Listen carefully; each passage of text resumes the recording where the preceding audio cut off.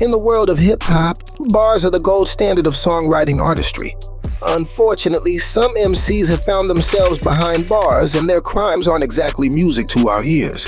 From Fetty Wap getting incarcerated to P.Diddy getting arrested after a federal grand jury indictment, these are rappers who are in jail, and why?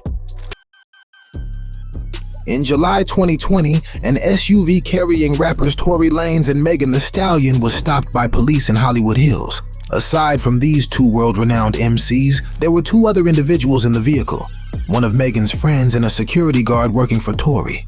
The cops noticed that Megan was bleeding, which led her to claim that she had cut her feet on glass. Megan later sought treatment at Cedars-Sinai Medical Center, where it was later discovered that her foot had bullet fragments. A month later, the Savage Remix rapper recanted her initial story in an Instagram post. Yes, this Tory shot me. You shot me. And you got your publicists and your people going to these blogs lying and shit. Stop lying. Megan went on to reveal that it was none other than Tory Lanez who shot her in the foot. So, what really happened? Well, that night, Tory and Megan left a party at Kylie Jenner's residence. Sometime after they left the party, Tory and Megan got into an SUV with Megan's friend Kelsey Harris and Tory's bodyguard. Megan was in the front seat while Tory was seated in the back.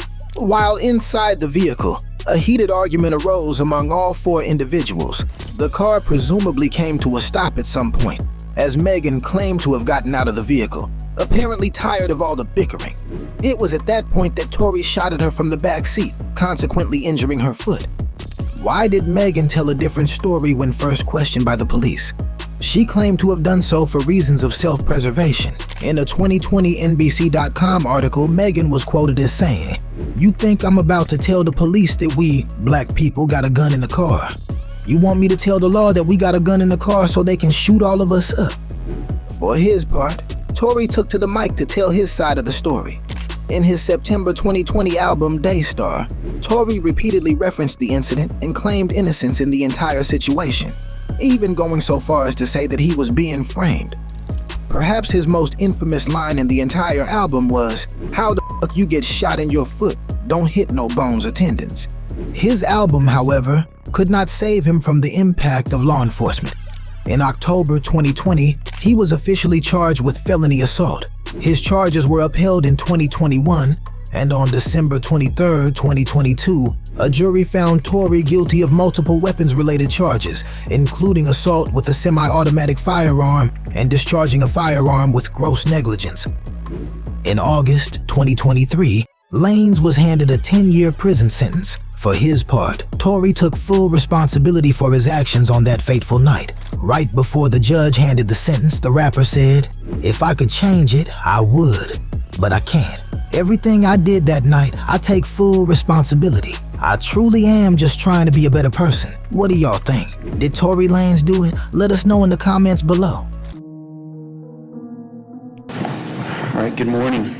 Let's call the case of State of Utah versus Cantrell Deshaun Galden, case 241100468. The legacy of Youngboy Never Broke Again can be viewed in two ways. On the one hand, he's a prodigy that's produced multiple chart-topping hits before he even turned 22. Prior to 2020, Youngboy's catalog included a whopping 12 mixtapes, 3 EPs, and a studio album that peaked at number 7 on the Billboard 200. As successful as Youngboy was prior to the pandemic, there's no denying that every story has a B-side. On the other hand, this young man can also be viewed as a problematic individual hounded by a long history of legal issues. Youngboy's run-ins with the law can be traced all the way back to the 2010s when he served prison sentences for robbery and attempted murder. Before the decade ended, Youngboy got into even more trouble for weapons violations, assault, and battery. As bad as his track record had been up to that point, Youngboy reached a critical juncture in September 2020. That month, he was shooting a music video in Baton Rouge, Louisiana. The problem was, he happened to be brandishing firearms during this very shoot.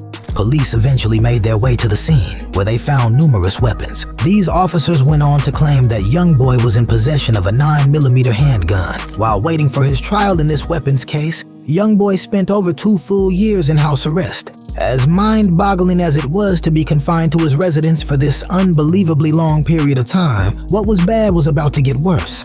NBA Youngboy has been arrested in northern Utah. The rapper, whose real name is Kentrell Deshaun Galden, was under house arrest as he awaited trial on federal gun charges. In May 2024, he moved to Weber County Jail in the lead-up to yet another trial, as Youngboy has also been charged with running a prescription drug fraud ring. According to authorities in charge of this investigation, no fewer than 15 pharmacies are involved in this fraud ring. In August 2024, Youngboy expressed his intent to enter a guilty plea for his federal weapons case. This move would allow his case to be transferred to the state of Utah, where his fraud ring-related case is situated. For what it's worth, fans of Youngboy made their presence felt in a virtual hearing conducted in July 2024. In the hearing held via Zoom call, these fans repeatedly said "Free YB" as the judge was speaking. For those of you interested, everyone keep yourselves muted. Free YB. Free YB. Free YB. Shut up. It's hard to say, however, whether this moral support had any impact whatsoever on the fate of their favorite rapper. Think back to the spring of 2015, when the melodic masterpiece known as Trap Queen was dominating the charts. Thanks to this diamond-certified hit, New Jersey native Fetty Wap was having the time of his life as a commercially successful artist. But, as it turned out, Fetty's season of prosperity would give way to a desolate winter in his career and his personal endeavors. No matter how much Fetty and his team tried, they could not produce another hit that came anywhere near the success of Trap Queen. In particular, they tried replicating that song's formula, but to no avail. As a result, the well started to dry for Fetty, and it also didn't help that his financial management skills weren't exactly stellar. According to Nit Da Grit, owner of the RGF Productions label that Fetty called home, this was a glaring weakness of Fetty. He's bad with money. Since 2014, I would tell him, "Save your money, Wap. Save your money, Wap." As the decade came to a close, Fetty badly needed to replenish his bank account, and so it was that, in the spring of 2020, he joined up with 5 other individuals to run a drug trafficking ring. They're charged in this indictment with conspiracy to distribute and possess controlled substances. Apparently, the New Jersey rapper and his co-defendants ran a drug ring that imported more than 100 kilos of heroin and from the West Coast to Long Island and New Jersey. By using resources such as vehicles with hidden compartments and even the United States Postal Service, this group transported drugs out of the West Coast and into the East Coast. In places like Long Island and New Jersey, the group facilitated the distribution of drugs like heroin and cocaine. The operations of this drug trafficking ring would be relatively short-lived. In October 2021, Fetty was arrested in connection to charges of running a multi-million-dollar bi-coastal drug distribution organization. Fetty was arrested at Citi Field in Queens, New York, at around the same time that a music festival was taking place. As the investigation ran its course, more search warrants were issued in connection to Fetty and his group. These search warrants led to the discovery of 16 kilograms of cocaine, 2 kilograms of heroin, and around $1.5 million in cash. As a result of the charges against him, Fetty was slapped with a 6-year prison sentence. In April 2024, Fetty, through ways and means known only to himself, perhaps, shared a photo update of himself as he did time behind bars. In the Instagram post, a noticeably more muscle-bound Fetty is shown wearing a white t-shirt and shaking hands with another individual, presumably a fellow inmate. For anyone wondering about Fetty's mindset these days, the IG post partly reads, "You never know where life will take you, but you find some good people along the way."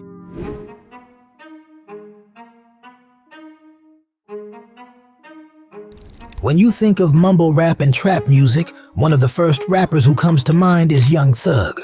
After signing to Gucci Mane's label and making guest appearances for artists like T.I. and Tyga, Thug appeared destined to carry the torch of Southern hip-hop alongside the newest wave of Atlanta rappers in the mid-2010s.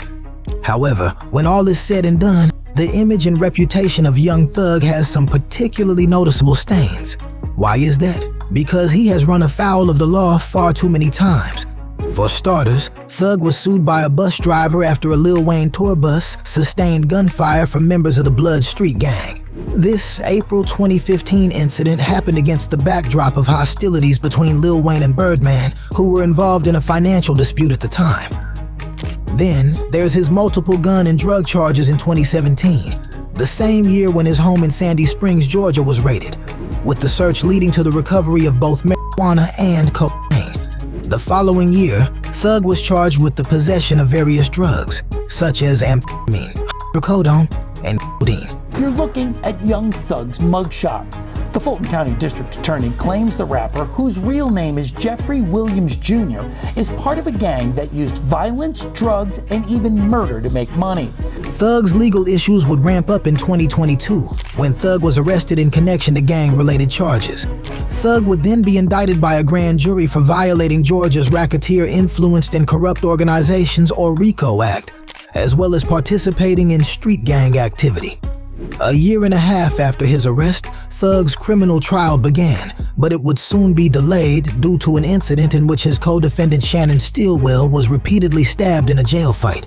As of October 2024, Thug's trial is still underway, with no end in sight. Drop a free thugger in the comment section if you want Young Thug to walk free.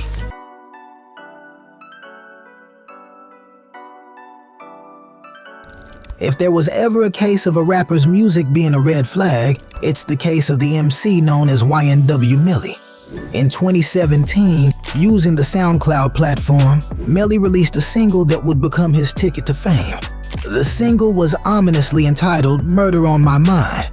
While there is a long history of songs that detail bizarre ways to take lives, there was something haunting about this song that seemed to be coming from a dark place in Melly's consciousness. Around the same time that this track was uploaded to SoundCloud, Melly found himself locked up in a cell for violating his probation, which had started a year prior. Melly got out of jail in the spring of 2018, but he was incarcerated once again in June of that year, this time for multiple drug-related charges. The following year, an even more serious charge was filed against Melly. 2 counts of premeditated murder in relation to the deaths of 2 former associates, who went by the stage names YNW Sack Chaser and YNW Juvie. But when officials reached the vehicle, Thomas and Williams were already dead with gunshot wounds to their heads and torsos. Investigators later found surveillance video of both victims, Henry and Demmons, at a recording studio before the shooting. Detectives say blood spatter evidence and cell phone data prove all 4 were together the night of the murders. Demmons was then arrested in February 2019. Though Melly's double murder trial was initially set for March 7th, 2022, it would be delayed all the way till June 12th, 2023. When the trial did commence, prosecutors showed footage that appeared to show how Melly would have been in a position to shoot his 2 associates from inside a vehicle. This contradicted Melly's account that Sack Chaser and Juvie had died as a result of a drive-by shooting. This evidence, however, was not enough for the jury to come to a unanimous decision. Because of this, a mistrial was ruled, and in January 2024, the trial was indefinitely put on hold. Time will tell if Melly will indeed be proven guilty of killing his former associates.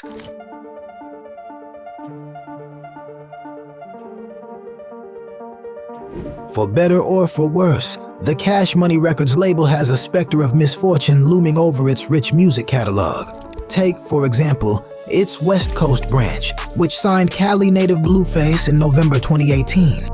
Famous for experimenting with an offbeat style of rapping, the 21-year-old had plenty of potential.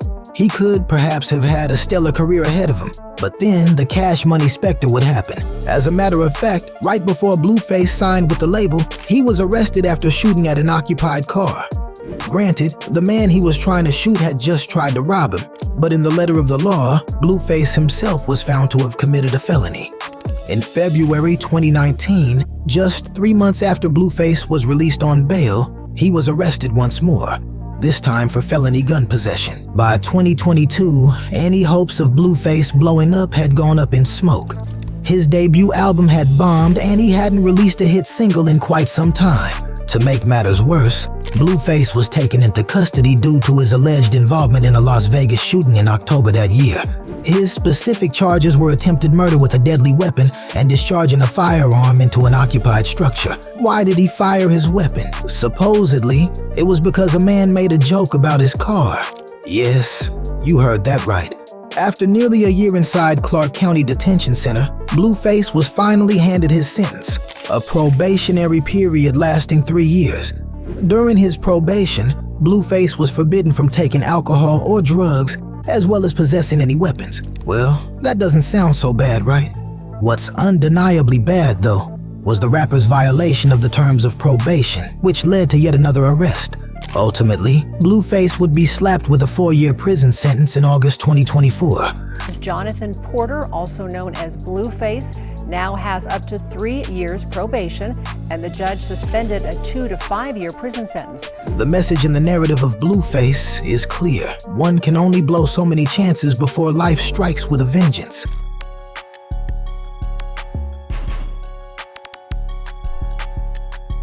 Now we gotta look at the arrest that everybody is talking about. The arrest of Sean Diddy Combs. The arrest of the mogul known as Diddy made international headlines in September 2024. As much as he'd contributed to the music industry over 3 decades, Diddy had some serious skeletons in his closet.